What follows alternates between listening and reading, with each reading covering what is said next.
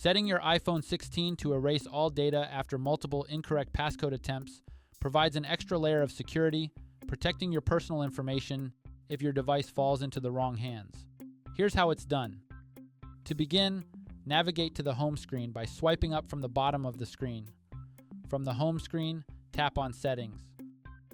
In the Settings menu, scroll down and tap on Face ID and Passcode. Enter your current passcode when prompted. To continue, scroll down to the bottom of the screen and find the Erase Data option. Tap the toggle switch next to Erase Data to turn the feature on. A warning message will appear saying that all data on this iPhone will be erased after 10 failed passcode attempts. Simply tap Enable to confirm.